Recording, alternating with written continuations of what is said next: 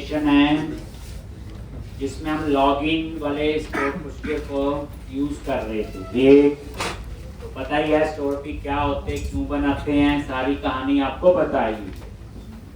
तो आज हम लोग ये लॉगिन का कोड कर रहे थे कल।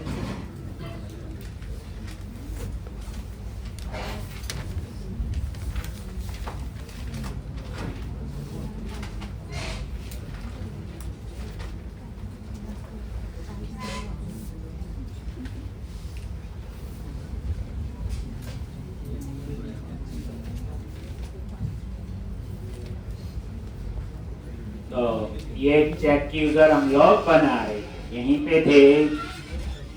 पेज लोड में कनेक्शन ओपन किया था, बताया हो आपको। और चेक यूजर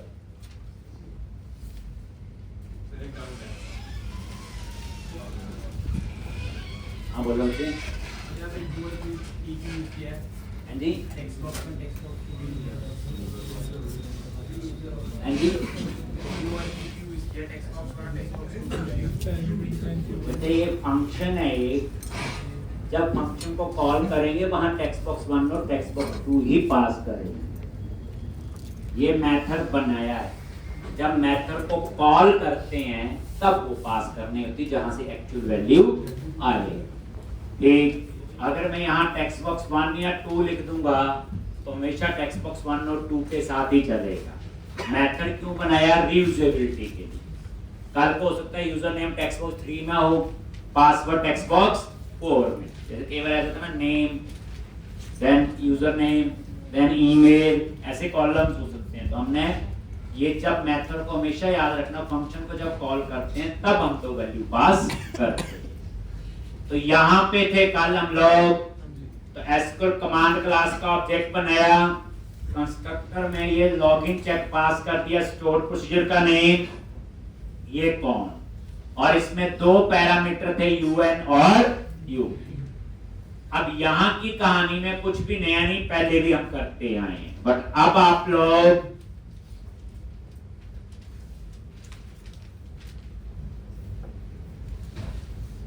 यहां पे अब ये स्टोर की वैल्यू रिटर्न कर रहा है। एक ये जो स्टोर प्रोसीजर है ये क्या कर रहा है? वैल्यू रिटर्न कर रहा है। तो जो वैल्यू रिटर्न कर रहा है ये, उसको कैसे एक्सेस करेंगे? अगर C++ का फंक्शन होता तो पता ही है, वेरिएबल का नाम इक्वल टू फंक्शन का नेम और जो वैल्यू रिटर्न करेगा उस वेरिएबल में आ जाती। ऐसे लिखते हैं ना, a इज इक्वल टू, मान लो ऐसे कोई फंक्शन है, हे कुछ भी आपका सिंपल कोई फंक्शन है, 2 वैल्यू पास की, तो ऐसे रिटर्न हो जाती। लेकिन स्टोर प्रोसीजर में वैल्यू पास करनी तो भी पैरामीटर और वैल्यू रिटर्न करनी तो भी पैरामीटर। तो अब आपको ये सीखना है स्टोर प्रोसीजर के अंदर कितनी टाइप के पैरामीटर होते हैं। कितने टाइप के होते हैं? स्टोर प्रोसीजर के अंदर कौन कौन से होते हैं?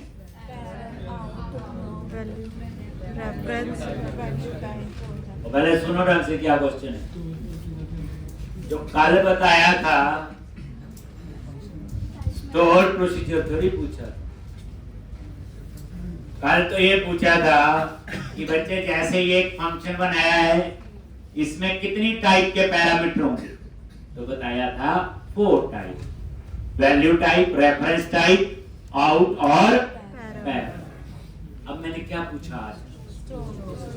स्टोर प्रोसीजर में कितनी टाइप्स के पैरामीटर होते हैं? 4 टाइप्स, जनरली 3 होते हैं। 4 क्यों है वो मैं आपको बताऊंगा। कौन कौन से होते हैं? Number 1 input, number 2 output, number 2 output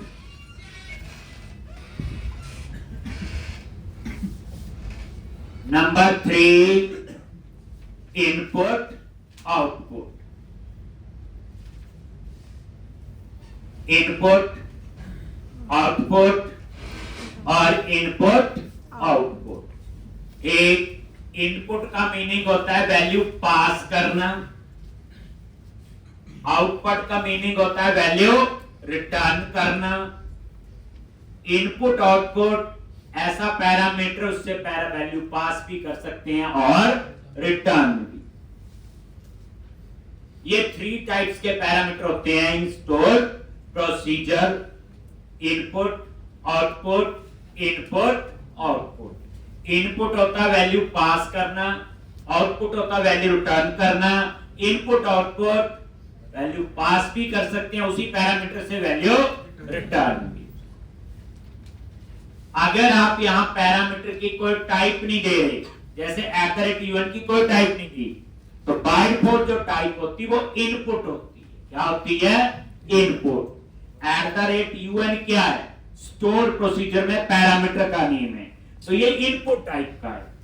@up क्या है? स्टोर प्रोसीजर में पैरामीटर का नेम है, इसकी टाइप क्या है? इनपुट। एक तो अगर बच्चे को टाइप ही नहीं दो तो बाय डिफॉल्ट इनपुट।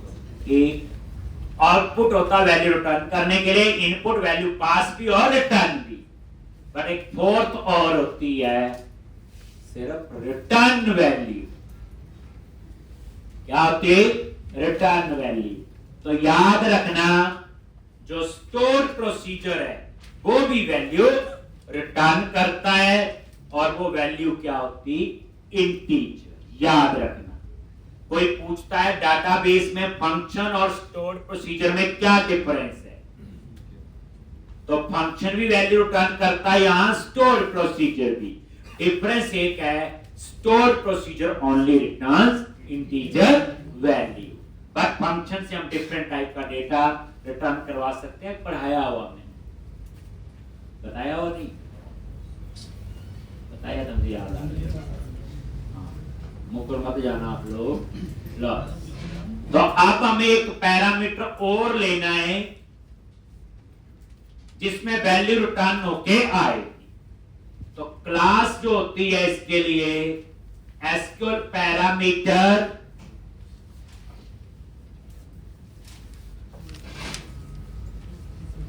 एक कुछ भी नाम दे दिया, इजिकल टू न्यू, और ये पैरामीटर का नेम दे दिया @RET। एक इसकी डाटा टाइप क्या होगी जिसमें वैल्यू रिटर्न होके आएगी? कुछ भी नाम रख लो पैरामीटर का। इसकी डाटा टाइप क्या होगी? बोलो।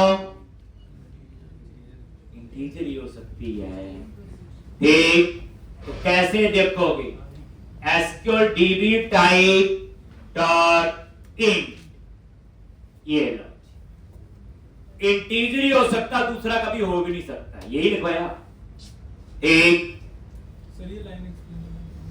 ये एक पैरामीटर बना रहे हैं नया, पैरामीटर का नाम है @RET, जिसमें वैल्यू रिटर्न होके आएगी, और उसकी data type they the integer. ये जो बच्चे एसक्यूएल डीबी टाइप का, इस पे F12 प्रेस करो, ये देखो क्या है, ये इनम्बरेशन है सिस्टम डॉट डेटा के अंदर। और ये देखो इसमें सारी क्या है? डाटा। देखो रट्टा नहीं मारना, यहां लिखी हूं। एक अब देखो इनम्बरेशन कितनी यूज, 3-4 बार तो हमारी यूज होगी, और हमने नहीं बनाई, माइक्रोसॉफ्ट। तो अंडरस्टूड है, जब आप प्रोजेक्ट बनाएंगे तो हमें भी बनाना ही आनी चाहिए। तो ये डाटा टाइप देगी, लेकिन ये कैसे पता चलेगा इसमें वैल्यू रिटर्न होके आए? क्योंकि मैंने अभी आपको लिखवाया, अगर कोई टाइप ना दो तो बाय डिफॉल्ट इनपुट होती है। तो मैं फिर इस पैरामीटर की क्या दूंगा? डॉट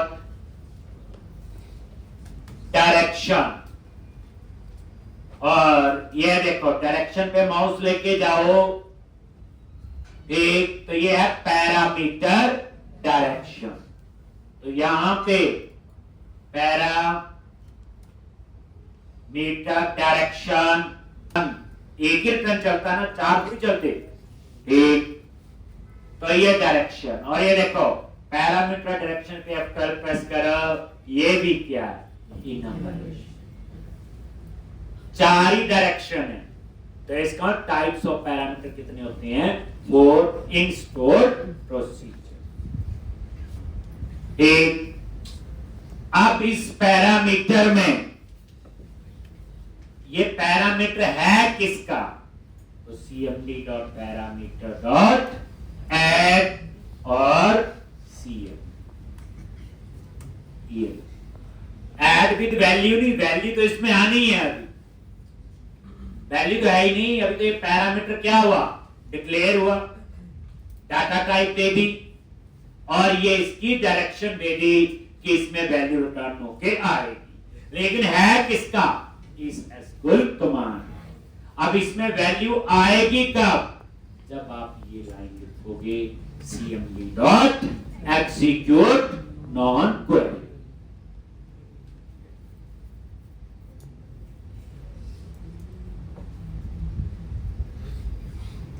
अब cmd dot execute non query क्या करेगा, इस स्टोर प्रोसीजर को एग्जीक्यूट करेगा। जैसा यूजर नेम आप पास करोगे, जैसा पासवर्ड आप पास करोगे, अगर यूजर नेम गलत है तो @RET में वैल्यू आ जाएगी -1, पासवर्ड गलत है तो @RET में वैल्यू आ जाएगी -2, अगर यूजर पासवर्ड दोनों ठीक है तो @RET में वैल्यू आ जाएगी 1। आएगी कब, जब एग्जीक्यूट नॉन क्वेरी को कॉल कर, ठीक।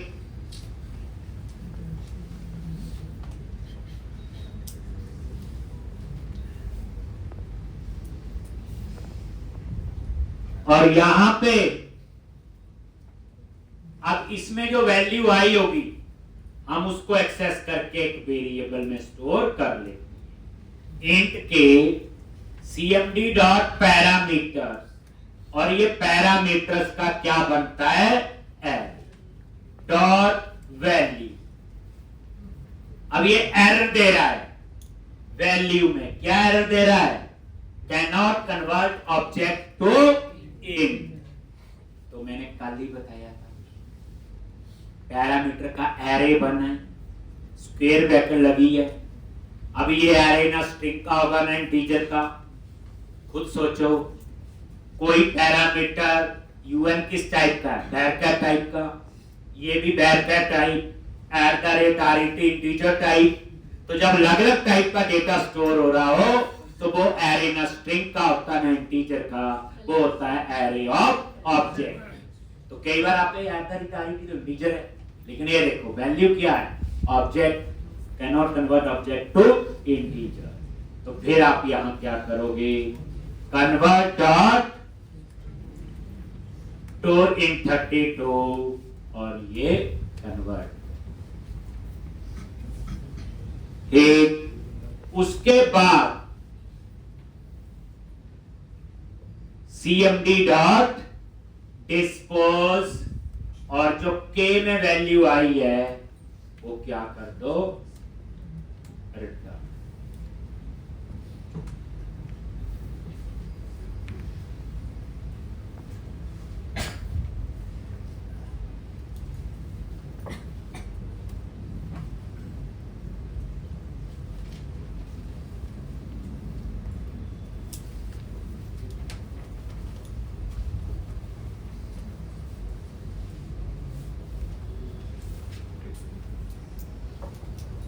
अब इस k में वैल्यू क्या आएगी, या 1 या -1 या -2।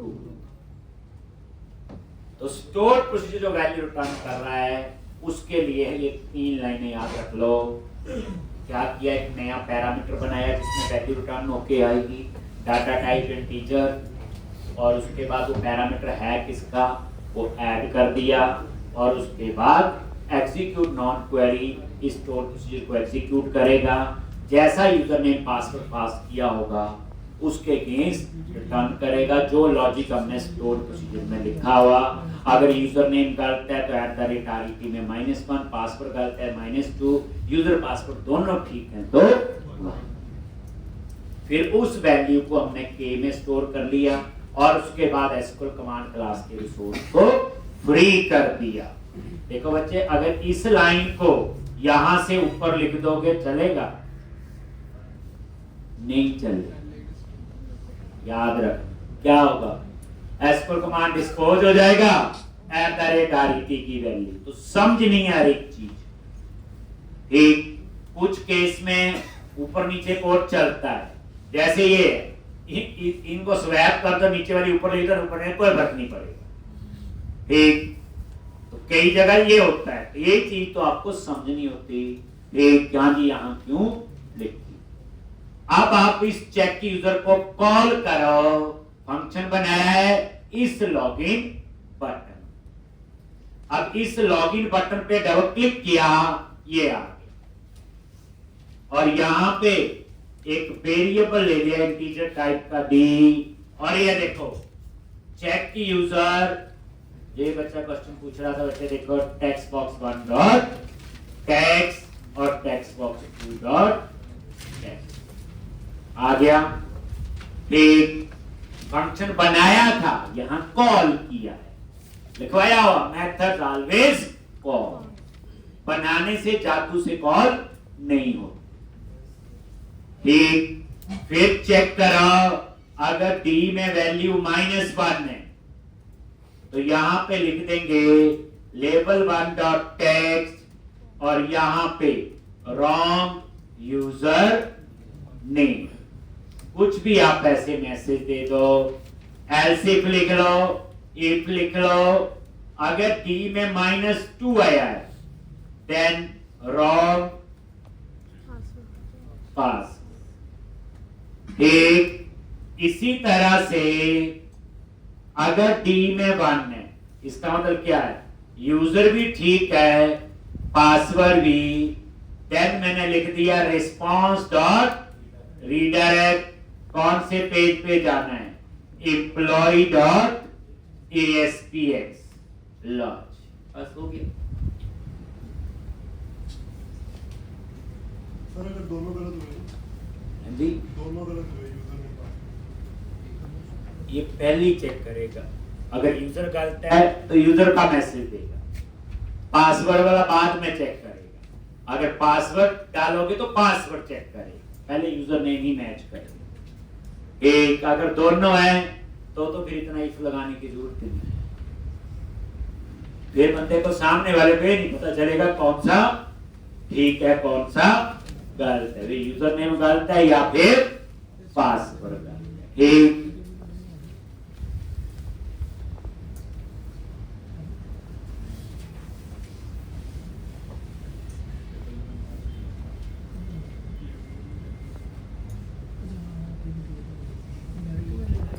क्लाइंट के अंदर ये एक ही मैसेज आए, जैसे बच्चे का क्वेश्चन था दोनों ही, तो वो मैसेज में जनरल मैसेज देते हैं wrong user name oblique password. अंदाजा लगाओ यूजर गलत है फिर पासवर्ड। एक तो फिर तो सिंपल एक इफ से को काम हो जाए, तो वहां पासवर्ड इज इक्वल टू एक।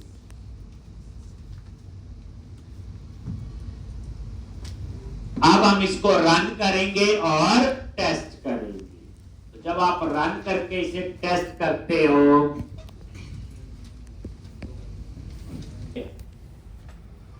टेस्टिंग कैसी हो, अब इतना टाइम नहीं हम सेव अपडेट उसका लिखे, अब हमें आता है इनलाइन क्वेरी से भी किया, स्टोर प्रोसीजर से भी।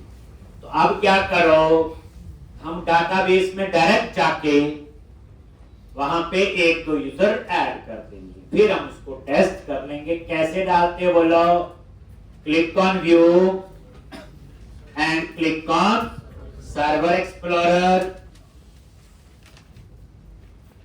मतलब डायरेक्ट डेटाबेस में डाल देंगे ताकि हमारी टेस्टिंग हो जाए। और database dB employee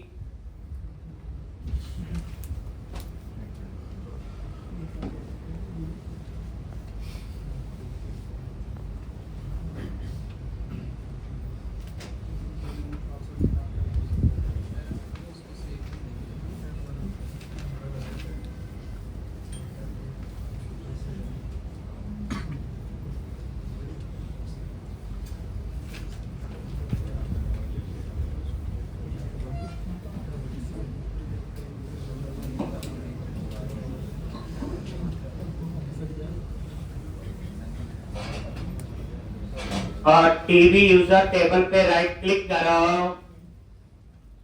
show table data.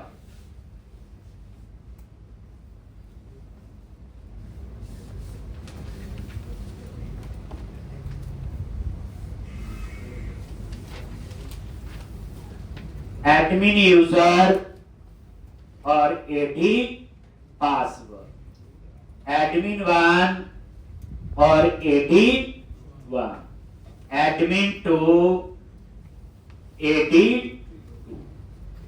ये मैंने 2-3 यूजर इसमें डाल दिए टेस्ट करने के लिए। पता लग गया कैसे? टीवी यूजर पे राइट क्लिक किया, शो टेबल डेटा, यानी ये एंट्री डायरेक्ट डाटाबेस में जाके मैंने 3 यूजर डाल। एक अब आप रन करो और उसको टेस्ट करो। तो रन करोगे, 3 यूजर डाल दिए ना वैसे ही। सबसे पहले लॉगिन वाला पेज ओपन होगा,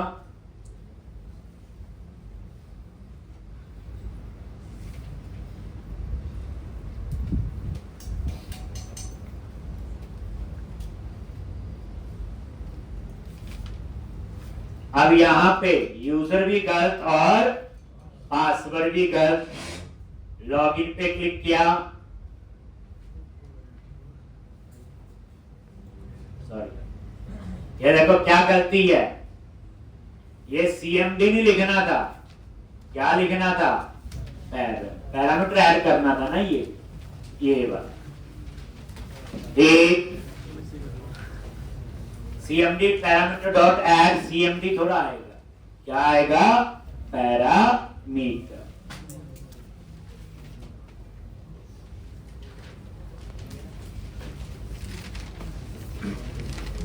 यहां पैराम लिखना CMD की जगह, बस कमांड में पैरामीटर ऐड करना ना। अब आप यहां पे यूजर गलत और पासवर्ड गलत, लॉगिन क्या आ गया? Wrong user name. अगर आपका यूजर ठीक है एडमिन, अब पासवर्ड गलत, देन लॉगिन रॉन्ग पासवर्ड, एडी पासवर्ड भी ठीक है, देन क्लिक ऑन लॉगिन और ये एम्प्लॉय वाले पेज पे एक तो मुबारकें। कई जगह आपने ये देखा होगा, लॉगिन होता है ऐसे होता है, लॉगिन करके अगला पेज ओपन होता है। ठीक, तो अभी मैंने सिंपल ASP.NET में ही करवाना था बच्चे। आजकल ASP.NET यूज नहीं होती है, कोई पुराना प्रोजेक्ट फंसा हुआ आ जाए तो अलग चीज है, ये टेबल होते हैं, स्टोर प्रोसीजर होते हैं, लेकिन काफी कहानी आगे भी यूज होगी। अब हम आगे पढ़ेंगे तो आपके पास फिर वही जो मैंने स्टोर प्रोसीजर के साथ जितना काम जाम करवाया पिछले 2-3 दिन में, वो सारा 2-3 बार प्रैक्टिस होनी चाहिए। एक मेरे को याद आ गया बच्चे, एक मुझे बताना, मैंने कुछ निकाल लिया परसों। ये इस पोस्ट पर ना लगाएं तो कहां प्रॉब्लम आई और क्यों आई?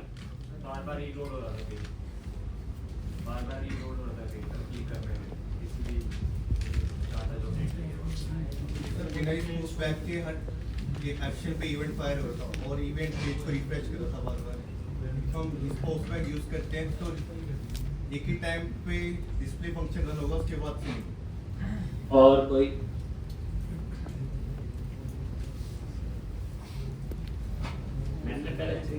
रिवर्स इंजीनियरिंग पढ़ो तो अच्छे डेवलपर बन पाओ, सही सोल्यूशन मिलेगा। ये हमेशा याद रखना। जिन बच्चों ने बोला मुझे फ्लो समझा दिया, एक चलो कुछ बोले तो हैं, बाकी और कईयों ने देखा ही नहीं होगा कि ऐसा दिया भी था।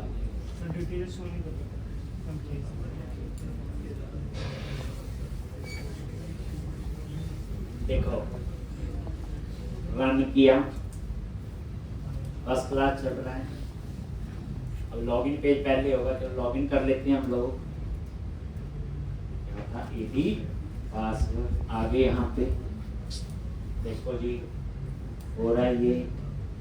आप यहाँ पे नया रिकॉर्ड डालो, नेम, एड्रेस और सैलरी।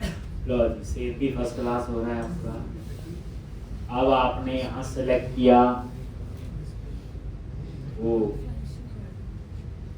ये कुछ हुआ है, मतलब आपका फाइंड का कोड ने काम करना बंद कर। बस मुझे इतना बताओ, इसने ये काम करना बंद क्यों किया? बस आंसर आपके पास है। प्रोग्रामिंग बच्चे सीखनी है, एरर समझो, ठीक कोड अपने आप ही आ जाएगा।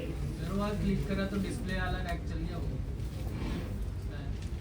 वहाँ क्लिक करा तो डिस्प्ले वाला कोड चल गया। उसका क्या बीमारी हुई? वो लगा नहीं रखा ना, वो बार-बार लगा नहीं रखा ना इस पोस्ट में। इससे प्रॉब्लम क्या हुई? तो वो वाला चला नहीं, डिस्प्ले वाला चल गया, तो वापस से डिस्प्ले कर दिया उसने। इससे प्रॉब्लम क्या? तो मतलब वहाँ लिखा नहीं आया ना वो वाला। अरे यार क्या बोलते हैं क्लिक करने से ना इवेंट फायर फिर नहीं समझाया, मान लो। लो लड़ना थोड़ी, एक ब्रेक पॉइंट यहाँ लगाओ, पढ़ाया हूं मैं नहीं? एक ब्रेक पॉइंट, लेस बॉक्स, यही चला हुआ ना कोड, ये लो जी, दोनों जगह लगा। चले करें ट्राई, रन किया, ब्रेक पॉइंट बताया हो बच्चे, F12 बताया हो आपको। नहीं सीख पाएंगे ढंग से, याद रखना। मुझे ना 22-25 साल हो गए पढ़ाते हुए। जो बच्चों की प्रॉब्लम क्या है, मैं कोड पढ़ाता हूँ, ठीक वैसा तो समझ लेते हैं, कुछ रट्टा ही रख लेते हैं यार, लेकिन कल को काम करना बच्चे रट्टा नहीं चलता। पहले प्रॉब्लम को एनालिसिस करो, फिर ठीक। आप बच्चे डॉक्टर के पास जाते हो, उसी का दवाई लिखता है, खा ले दवाई में। पहले आपसे बीमारी पूछता ना, क्या हुआ था, क्या था, उसके बाद ही सही दवाई देता है। एक हम लोग इस डायरेक्शन में चले, अंदाजा ठीक ही है, एरर आएगी तो देखेंगे, नहीं एरर नहीं समझनी है बच्चे। और एक कहानी बिल्कुल ठीक है, गलतियों से सीखता है, ये वही रूल अप्लाई होता है बच्चे प्रोग्रामिंग पे। ठीक कोड आपने लिख लिया मेरा और उसमें कोई एरर नहीं आई, तो मेरा मानना है कि आपको कुछ समझ नहीं है। एक जब उसमें एरर आएगी और उसको डिबग करोगे तो पता चलेगा। देखो एडमिन से लॉगिन कर लेते हैं, तो चल ही रहा था। आगे ये देखो, पहले पेज लोड इवेंट फायर हुआ, F10 बताया हुआ, स्टेप फॉरवर्ड यहाँ आया, कनेक्शन ओपन हुआ और ये डिस्प्रेक चलो एक ये। अब मैंने किया क्लिक दमन कुमार, जैसे दमन कुमार पे क्लिक किया तो क्या होगा? जैसे इस पे क्लिक हुआ फिर पेज लोड इवेंट फायर हुआ, नहीं हुआ? पेज लोड इवेंट और यहां पे क्या कॉल हुआ? डिस्प्ले। फिर जब ये डिस्प्ले कॉल हुआ तो क्या हुआ? क्या हुआ? हुआ क्या? जब बच्चे डिस्प्ले कॉल हुआ ना, तो डिस्प्ले ने क्या किया? इसको रिफ्रेश कर दिया। रिफ्रेश होने से क्या हुआ? आपने दमन कुमार सेलेक्ट किया था, वो रिफ्रेश हो गया। रिफ्रेश होने का मतलब क्या है? डिस्प्ले ने दोबारा से लिस्ट बॉक्स को बाइंड किया। हो सकता है उतनी देर में 3 की जगह 2 रिकॉर्ड रह गए हो सकता है 3 की जगह 300 हो गए हो, रिफ्रेश हो गया।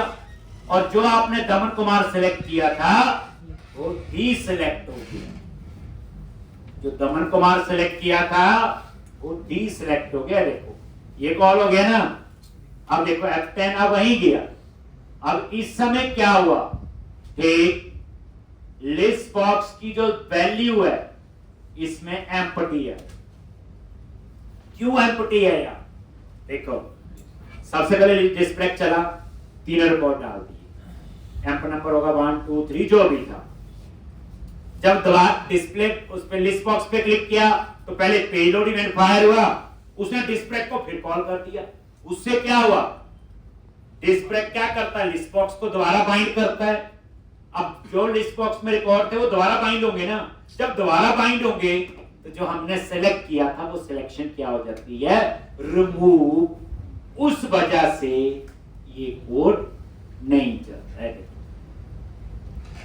एक मतलब कंक्लूजन में ये है कि वो लिस्ट बॉक्स को दोबारा से बाइंड करता है लिस्ट बॉक्स तक पहुंचने से पहले। जब वो दोबारा बाइंड कर देता तो जो आपने सेलेक्ट किया होता है उसकी सिलेक्शन क्या हो जाती, रिमूव हो जाती है। आपके सामने देखो, अब तो हो रही थी, अब आप क्लिक करोगे तो सिलेक्ट रहेगा। चलो समझा की बात नहीं, समझ तो पढ़नी है ना, तो कर ही नहीं सकते। ये देखो अभी सिलेक्ट हो रहा ना, ये देखो अगर मैं वो इस पोस्ट पे कमेंट बना देता हूं तो जैसे आप इस पे क्लिक करो रिफ्रेश होता है, वो सिलेक्शन हट जाती है। तो जब पता ही नहीं कौन सा एम्प्लॉय सिलेक्ट हुआ तो डाटा कहां से आया, इसलिए आपको क्या लगाना पड़ा, is post. Is post definition है जो आपको मैंने करवाई थी, लेकिन उसका सही मीनिंग तभी पता चलता है बच्चे जब आप उस चीज को इंप्लीमेंट करें। जब पढ़ते हैं ना तो नहीं पता चलता, पढ़ते होते डेफिनेशन होती ना, मैंने पढ़ाया था इस पोस्ट पे एक, तो बच्चे थोड़ा पढ़ने का तरीका चेंज करो, मजा आएगा। नहीं तो यही 15-20 चीजें बार बार यूज होती हैं।